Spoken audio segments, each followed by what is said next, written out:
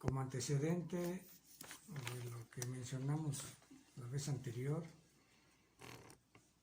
vamos a ver la clase social del país, cómo estaba configurada después de la conquista de los españoles en México.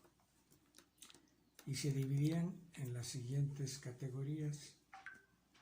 Primero se encontraban los indios, que eran todos nacidos en México. Después tenemos lo que conocemos con el nombre de mestizos, que son extranjeros y mexicanos, ambos nacidos en México. Enseguida tenemos lo que se llama criollos, que eran extranjeros no nacidos en México, en unión con mexicanos. En este caso de criollos podemos mencionar a un criollo muy notable que después sería fundamental en la independencia de México, como lo fue don Miguel Hidalgo y Costilla, era un criollo. Y finalmente tenemos la categoría llamada peninsulares, que eran extranjeros, ambos no nacidos en este país. Ambos habían nacido fuera de México. Los indios era la población mayor en México y era la que sometían las otras tres categorías que, dado que los indios se consideraban de muy baja categoría e independientemente de que no hablaban español. Entonces, en base a esta injusticia social de presión sobre lo que conocemos con el nombre de indios, que era la mayoría en México, hubo muchos brotes de rebelión y de descontento por las injusticias tan exageradas que había sobre ellos. Los mestizos estaban en condiciones un poco mejor que los indios, dado de que una parte había nacido en México y otra parte eran extranjeros, pero también nacidos en México. Y ya dijimos que era lo que se conocía con el nombre mestizo. Y la categoría, vamos a decir, de más sentido humanista, es lo que le llamaban criollos, como mencioné, del cura Miguel Hidalgo y Costilla. Por la presión de los indios, el descontento, empezaron a crearse revueltas, desórdenes sociales, y se fue creando lo que es los grupos sociales que se fueron caracterizando por estos calificativos de indios, mestizos, criollos y peninsulares. Los criollos ocupaban puestos de mejor calidad que los mestizos y los indios.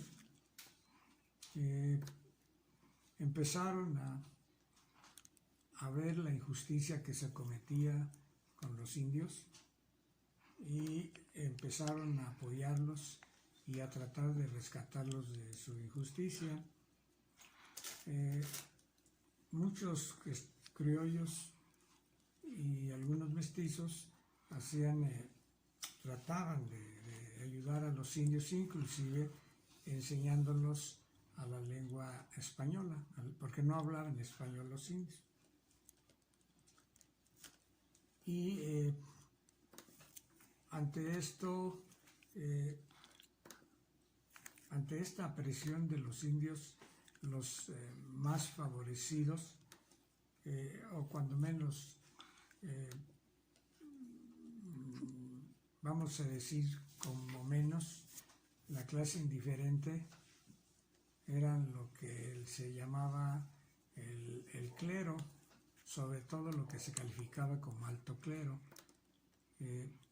Eran los que eran dueños en ese momento, después de la conquista, de mucho territorio nacional, así como muchos bienes y recursos,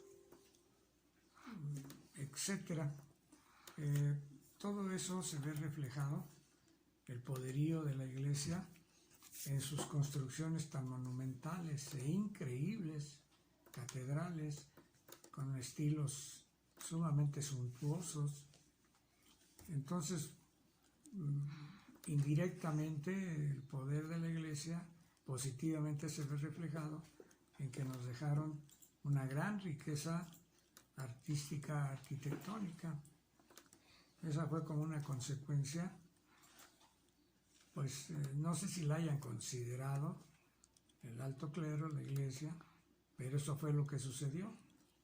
Actualmente los monumentos más importantes de México verdaderamente son de los que fueron de carácter religioso. Entonces, también por un lado hubo varias iniciativas de la Iglesia que se oponían a cualquier rebelión de los indios por el posible cambio que hubiera y que cambiaran la situación social, el dominio de los indios, exigiendo mejores condiciones de vida, porque eran verdaderamente las condiciones muy injustas, y por lo cual